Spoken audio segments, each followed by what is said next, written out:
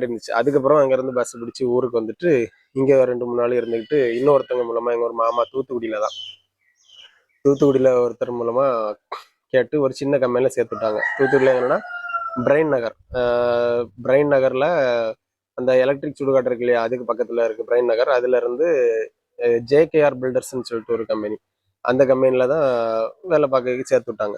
ஆனால் அங்கே போய் சேர்ந்தது 2016. எனக்கு வந்து சம்பளம் 4000 ரூபா, வெறும் 4000 ரூபா.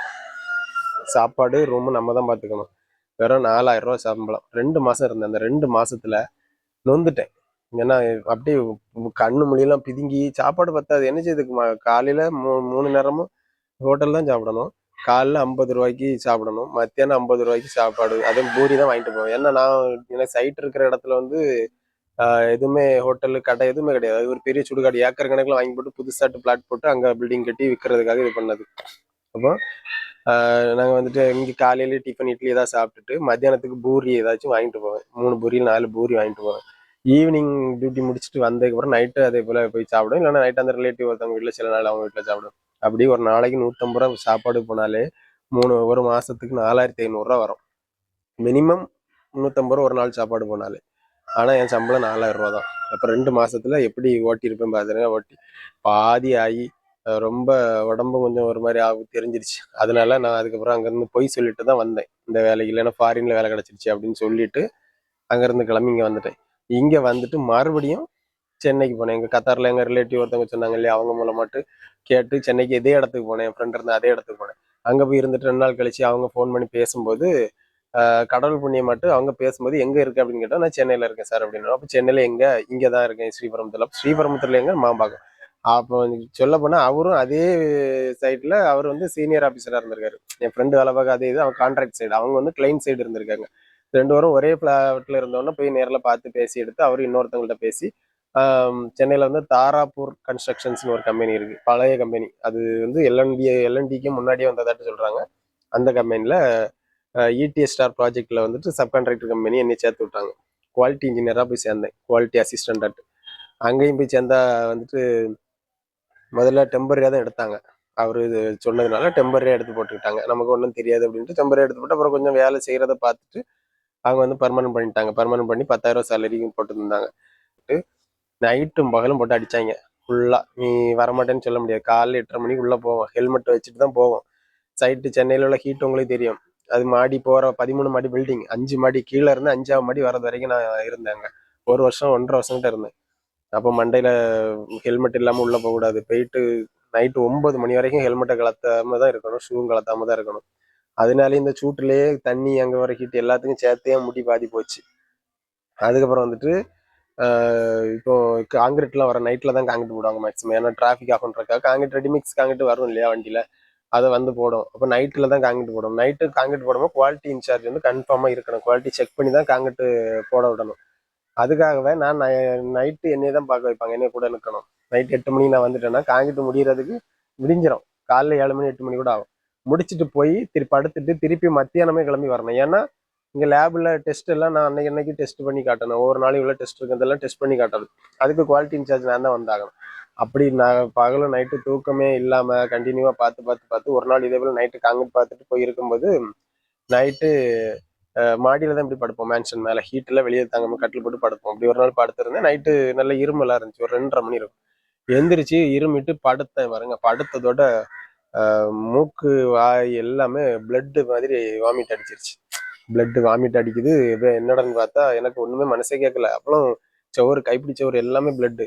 அப்போ அப்படியே இருந்துட்டேன் கொஞ்ச நேரம். பக்கத்துல இருந்து யாருமே எழுப்பலை, தூக்கமே வரல. அதுக்கப்புறம் அப்படியே இருந்துட்டு காலையில 6 மணிக்கு அவங்க எந்திரிச்சவங்கள கூப்பிட்டு வேணா என்ன பாருங்க அப்படின்னு சொல்லி கேட்டேன். எங்கள் ஊருக்காரர் தான், சுபின் வரேன்னா, சுஜின் சேஃப்டி ஆஃபீஸராக இருந்தார். அப்போ வேலூர்லேருந்து ஒருத்தர் பிரவீன் ஒருத்தர் இருந்தார். இவங்க எல்லாம் 2 பேரும் கூப்பிட்டு காட்டி என்ன திட்டினாங்க, நீங்கள் அப்போ எழுப்ப வேண்டியதானே அப்படின்னு. அப்புறம் கூட்டிட்டு போய் ஹாஸ்பிட்டலில் போய் எல்லாம் ஃபுல் பாடி செக்அப்லாம் பண்ணிட்டு எடுத்துட்டு கேட்டால் வேற ஒன்றும் பிரச்சனை இல்லை, ஹீட்டு, ஓவர் ஹீட்டு, அல்சர் ஆயிடுச்சு, ரொம்ப அல்சரு, ப்ளஸ் வந்து ஜாண்டிஸ் இருக்குது, மஞ்சக்காமலை லைட்டாக ஸ்டார்டிங் ஸ்டேஜ், மஞ்சக்காமலை, டைஃபாய்டு எல்லாமே சேர்ந்து இருக்குது அப்படின்ட்டாங்க. ஸோ அதில் எல்லாம் பிளட்டு, யூரின், மோஷன் டெஸ்ட் எல்லாமே எடுத்து பார்த்துட்டு ஆள் ரொம்ப வேற வெயிட் லாஸ் ஆகிட்டேன்னா அப்படி இருந்தேன். அதனால பார்த்துட்டு ட்ரீட்மெண்ட் போங்க பாருங்க அப்படின்னு சொன்ன உடனே போய் லீவ் கேட்டேன். 2 நாள் லீவ் கேட்டேன். 2 நாள் லீவ் கேட்டேன் ஏஜின்னு சொன்னேன். அந்த 1.5 வருஷத்துல லீவே எடுத்தே கிடையாது. சண்டே கூட லீவ் எடுத்தே கிடையாது. அவன்கிட்ட என்ன தெரியுமா சொன்னான் ஏஜிஎம், என்ன உங்களுக்கு இந்த வயசுல இப்படிலாம் வருமா? 22 வயசு எனக்கு அப்போ. 22 வயசுல உங்களுக்கு இதெல்லாம் வருமா? சும்மா லீவுக்காக நடிச்சிட்டு இருக்காதே அப்படின்னா. நான் இது சரிப்பட்டு வராதடா அப்படின்னு பார்த்தேன். நம்ம உடம்பு முக்கியம் இல்லையா? உடம்பு ஒழுங்கா இருந்தா தானே அடுத்து வேலை செய்ய முடியும். அப்போ சரி சார் ஓகே அப்படின்ட்டு சாயந்தரமே சொல்லாம கிளம்பிட்டேன். ஏன்னா அன்னைக்கு கரெக்டாக சேலரி போட்டாங்க. போட்டதோட லெட்ரு சொல்லிட்டு கிளம்பிட்டேன். அப்போ இவங்க எல்லாம் சொன்னாங்க, டே ஒரு லெட்ரு சும்மா மெயில் பண்ணி விட்டுட்டு போ, திருப்பி அப்போ தான் வந்தா எடுத்துக்கோங்க. நான் இனி வரவே மாட்டேன் இவங்கள்ட்ட, இவ்வளோ கஷ்டப்பட்டு வேலை பார்த்த அப்புறம் இப்படி பேசிட்டாங்க, இனி வர மாட்டேன் அப்படின்ட்டு பெட்டி ஏறி கிளம்பி இங்கே வந்துட்டேன். இங்கே வந்தால் 3 மாதம் ட்ரீட்மெண்ட்லேயே தான் இருந்தேன். ட்ரீட்மெண்ட்டு நம்ம வெளியே வேலைகளுக்கு போகாமல் வாங்காமல் டைஃபாய்டு ஃபீவருக்கு அதுக்காக ஒரு வாரம் அட்மிட்டு. அதுக்கப்புறம் எண்டோஸ்கோபி போட்டு பார்த்தாங்க, அல்சர். அந்த அல்சருக்கு ட்ரீட்மெண்ட்டு. அப்புறம் அப்படி நல்லா நல்லா சாப்பிடணும், ரெஸ்ட் எடுக்கணும்னு சொல்லி 2-3 மாதம் வீட்டுக்குள்ளேயே தான் இருந்தேன். நல்லா சாப்பிட்டு வீட்டுக்குள்ளேயே இருந்து வீட்டுக்குள்ளேயே இருந்துக்கும் டைமில் தான் அந்த 2015 அந்த டைமில் 15-16 வந்து லோக்கல் சேனலில் சேட்டிங் ஃபுல்லாக உள்ளே கிடந்து டிவியில் டைம் பாஸே அதுதான். இந்த நாகர்கோவிலில் இருக்கவங்களுக்கு தான் தெரியும். லோக்கல் சேனல்ல நம்ம மெசேஜ் டைப் பண்ணலாம், சேட் பண்ணி பேசலாம். அந்த மாதிரி அதுதான் டைம் பாஸ்லேயே ஓடிட்டு இருந்துச்சு. அதுக்கு பிறகு கொஞ்சம் ஒரு 3 மாதம் 4 மாதம் கழிச்சு 3 மாதம் கழிச்சதுக்கப்புறம் கொத்தனார் வேலைக்கு திருப்பவும் போனேன். தம்பி கூட, தம்பி நான் அண்ணன் எல்லாருமே ஒரே செட்டில் தான், ஒன்றா தான் ஒரே செட்டில் தான் வேலை செஞ்சுட்டு இருக்கோம். ஒரே பைக்கில் தான் போவோம். இதே இப்போ மாதிரி தான், ஒரு பைக்கில் தான் 3 வாரம் போவோம். ஒரே சைட்டில் தான் வேலை செய்வோம். அப்புறம் வேலைக்கு நம்மளை நம்ம குறை சொல்லவே முடியாது, அந்த அளவுக்கு வேலை செய்வோம். அதனால எல்லாரும் ஃப்ரீயாக விட்டுருவாங்க. நல்லா வேலை செய்வோம். கொத்தனார் வேலை டெய்லி வாரத்தில் 5 நாள் வேலைக்கு போனோம்னா 6 நாள் வேலைக்கு போவோம். ஒரு நாளைக்கு 700 இப்போ சம்பளம் வந்துருச்சு. 700 சம்பளம்னா ஒரு ஆளுக்கு பாருங்க 3000, 3000 6 4000, 4200 சம்பளம் வரும் ஒரு ஆளுக்கு. அப்படி 3 வரைக்கும் சம்பளம் வந்து வீட்டு செலவுலாம் அதெல்லாம் நல்லபடியாக போயிட்டு இருந்துச்சு. அதனால நம்ம படிச்சுட்டு கொத்தனார் வேலை பார்த்துட்டு இருக்கமேன்னு சொல்லி வருத்தம் இருக்கும் இல்லையா? ஆனால் ஒரு வருஷம் கிட்ட திருப்பி அந்த வேலையை தான் பார்த்தேன். ஒரு வருஷம் இல்லை, கிட்டத்தட்ட 1.5 வருஷம் 2 வருஷம் திருப்பியும் கொத்தனார் வேலைக்கு தான் போனேன். இங்கே வந்துட்டு இங்கே இதுக்கு இடையில வந்து ஊருக்குள்ளே ஒரு கம்பெனியில் கூப்பிட்டாங்கன்ட்டு போனேன். ரெக்கமெண்ட் பண்ணி கான்ட்ராக்டர் ரெக்கமெண்ட் பண்ணி விட்டாரு போனேன். அங்கே போனால் அவன் நீங்கள் இன்ஜினியர் மாதிரி டிப்டாப்பாக இருக்கணும், அப்படி இருக்கணும், இப்படி இருக்கணும், இப்படிலாம் சொன்னாங்க. சரி ஓகே, இன்ஜினியர் மாதிரி டீசெண்டாக இருக்கணும், வேலைகள் நீட்டாக பார்க்கணும் அப்படின்னு சொன்னா நல்லா சொல்கிறாங்களே, ஓகே அப்போ நம்ம நல்லா இருக்கணும் அப்படின்னு நினச்சி நம்ம வேலை பார்த்தா ஒரு வாரம் போச்சு. 2ஆவது வாரம் என்ன செஞ்சாங்க தெரியுமா? ஒரு சைட்டுக்கு ஆள் விட்டுருக்காங்க, பொருளே இல்லை. பொருள் இல்லைன்றப்போ இந்த வேலைக்குள்ள பொருள் இல்லை, சிமெண்ட் இல்லை, இவங்க என்ன சொல்கிறாங்க, தம்பி அதை பைக்கில் போய் ஒரு சிமெண்ட் மட்டும் எடுத்து போட்டுருங்க. சரி, ஒரு மூட்டை சிமெண்ட் எடுத்து கொண்டு போட்டாச்சு. அதுக்கப்புறம் அந்த சட்டி பாண்டு இந்த பொருளெல்லாம் எடுத்து கொண்டு வந்து போட்டுருங்க, போட்டாச்சு. லேபர் அங்கே இருக்காங்க, அவங்கள கூப்பிட்டு கொண்டு விட்டுருங்க. அப்படி ஒரு 4-5 ட்ரிப் அடிச்சிருக்கேன்.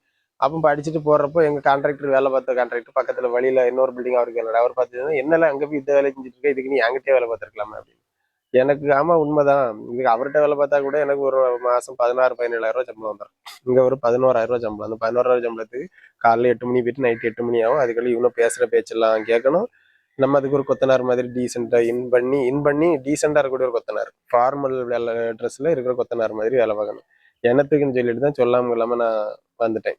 மரியாதை வந்து நாள் கூப்பிட்டு டீசெண்டாக இருக்கணும், அப்படி இருக்கணும், இப்படி இருக்கணும்னு சொன்னானுங்க. ஆனால் நம்மள அங்கே நடத்துனது எப்படி? அதனால அங்கேருந்து வந்துட்டேன். திருப்பியும் ஒரு 3-4 மாதம் வேலைக்கு தான் போனேன். இதில் என்னென்னா, அந்த உடம்பு சரியில்லாமல் இருந்து 3 மாதம் கழிச்சுட்டு வேலைக்கு போனேன்னு சொன்னேன் இல்லையா? அதுக்கு முன்னாடி நாங்கள் வேலை செய்கிறப்போ, அதே கொத்தனார் சைட்டு வேலை செய்கிறப்போ சிமெண்ட் மூட்டையெல்லாம் இருக்கு இல்லையா, நாங்கள் போட்டி போட்டு வேலை செய்வோம். காங்கிரீட்டு, கல் கட்டுற வேலை, ஃபவுண்டேஷன் ஒர்க், இதுக்கெல்லாம் கொஞ்சம் ஸ்ட்ராங்கான கையாள் ஒர்க்கு அவங்களாம் அனுப்புவாங்க. அங்கெல்லாம் எங்களாம் அனுப்புவாங்க இல்லைங்களா? சிமெண்ட் மூட்டை தூக்கி விடணும், தூக்கி போடுறது எல்லாம் யார் சப்போர்ட் இல்லாமல் சும்மா தூக்கி அவங்களே வச்சு விடுவோம். இல்லைன்னா சும்மா நாங்களே இப்படி தூக்கி மேலே பாடியில் படாமல் எவன் கொண்டு போகிறான், ஏன்னா 23 வயசு, 22 வயசு, 23 வயசு, மேலே படாமல் எவன் கொண்டு போகிறான் அப்படின்ட்டு தூக்கிட்டு இப்படி போட்டியில் இப்படியே கொண்டுட்டு போவோம். அப்படி அது ஒரு ஜாலியாக இன்ட்ரெஸ்ட்டாக செய்வோம். உடம்பு ஃபிட்டாக இருந்துச்சு அப்படி நல்லா வீட்லேயே ஹோம் ஒர்க் அவுட் போடுவோம், நல்லா இருக்கும். அப்படி ஸ்ட்ராங்காக இருந்தால் நம்மகிட்ட கை போட முடியாது. வேலையில் ஒரு கையால் வந்து செஞ்சு பார்ப்போமா அப்படின்னு கேட்க முடியாது. ஆனால் அந்த உடம்பு சரியில்லாமல் ஆகி 3 மாசத்துல திருப்பி போகும்போது என்னால் அந்த ஒரு மூட்டை சிமெண்ட் ஒத்திக்கு தூக்க முடியாது. ஏன்னா நம்ம ஃபுல்லாக மாத்திரை மருந்துன்னு எடுத்து சாப்பாட்டு வீக்காக இருந்து அதுக்கப்புறம் உடம்பு கொஞ்சம் தேத்தி போயிருக்கனாலும் பிக்கப் ஆகலையில. அப்போ ஒரு பையன்கிட்ட போய், ஆனால் இந்த சிமெண்ட் மூட்டை கொஞ்சம் தூக்கி விடுங்க அப்படின்னு. அவன் அப்போ தான் சைட்டுக்கு புதுசாக வந்திருக்கானா, அதுக்கு முன்னாடி அங்கே இருக்க எல்லாரும் நமக்கு தெரியும். அவன் நான் இது மட்டும் எனக்கு வேற கொத்தனார், உனக்கு வேற கொத்தனார் போ அப்படின்ட்டான். எனக்கு ஒரு மாதிரி ஆயிட்டு, மனசு ரொம்ப இதாயிட்டு. என்னடா நம்ம எத்தனை பேர்த்துக்கு நம்ம இப்படி பண்ணி கொடுத்தோம், நம்ம ஒரு நாள்ல எப்படி இது பண்ணோம், இந்த பையன் இப்படி சொல்றானே அப்படின்னு சொன்னான்னா, பக்கத்து ரூம்ல வேலை பார்த்துட்டு இருந்த அவனுக்கு கொத்தனார் இங்க வந்து அவனை சத்தம் போட்டான். அவன் யாரும் தெரியுமா, உடம்பு சரியில்லாம இருந்த பையன். அவன் இப்போ உன்ட்ட தூக்கிட்ட, நீ ஒரு மாதிரி பண்ணிட்டு இருக்க, தூக்கி விடல போல அப்படின்னு சொல்லிட்டு அவன் அப்போ தூக்கி விட்டான். ஆனால் எனக்கு அது மைண்ட் அவுட் மாறவே இல்லை. இருந்தாலும் ஒருத்தன் இப்படி சொல்கிற அளவுக்கு நம்ம ஆகிக்கணுமே அப்படி. அதுக்கு பிறகு திரும்பவும் நல்லா சாப்பிடணும்னு சொல்லிட்டு நல்லா சாப்பிட்டு நல்லா ஒர்க் அவுட் போட்டு இப்போ 2 மாசத்துலேயே பழைய பாடி ரெக்கவர் பண்ணி எடுத்துட்டோம். Gym workout, gym workout எப்போயா ஒர்க் அவுட் போவோம். வீட்டில் காலையில சாயந்தரமும் தண்டால் ஹோம் ஒர்க் அவுட் தான் போடுவேன் மேக்ஸிமம். வீட்டு மாடியிலே சின்ன சின்ன ஜிம் மாதிரி செட் பண்ணி வச்சிருந்தேன். அப்போ நல்லா போட்டு ஃபிட் பண்ணி பாடியெல்லாம் ரெடி பண்ணி இது பண்ணிட்டோம். அதுக்கு பிறகு வேலையிலேயும் செட் ஆகுது அப்படின்னு தான் ஃபாரின்ல ஒருத்தன்ட்ட கேட்டால், ஃபாரின்ல கடைசியில் ரெடி பண்ணி தரேன்னு சொன்னவன் 1 மாசத்துல விசா ரெடி ஆகிட்டு அடுத்த வாரம் கூட்டுறோம் அப்படின்னு சொன்னவன் என்னன்ட்டான், அவனுக்கு வேலையை முடிச்சு அனுப்பிச்சுட்டாங்க. அவனுக்கு வேலையிலன்னு அனுப்பிச்சுட்டாங்க.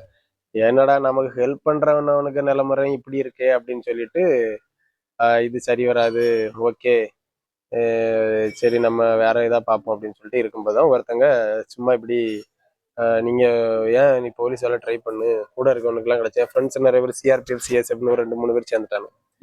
அப்போ நீ அதை பண்ணுங்க அப்படின்னு சொல்லிட்டு ஒரு முக்கியமானவங்கன்னு வைங்களேன், நம்ம ஒரு X love story one side love சொன்னேன் இல்லையா, அவங்க சொன்னாங்க. அதனால சரி போடுவோம் அப்படின்ட்டு நாங்கள் அப்ளை பண்ணி சும்மா கடமைக்கு அவங்க சொன்ன கடமைக்கு நான் அப்ளை பண்ணிட்டு கொத்தனார் வேலையை தான் போயிட்டு இருந்தேன். வந்துச்சு, எக்ஸாம் போய் எழுதினேன், பாஸ் ஆகிட்டேன்.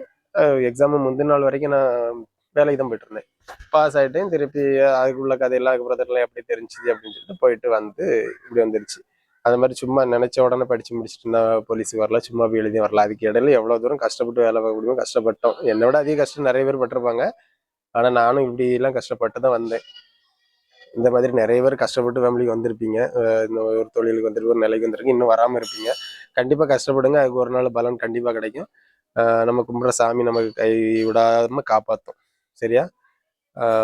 இது பிடிச்சிருந்தா கமெண்ட் பண்ணுங்க. இதில் இந்த மாதிரி அனுபவங்கள் இருந்தால் அதை நீங்கள் கமெண்டில் பகிர்ந்துக்கோங்க. ஓகே, நன்றி, வணக்கம்.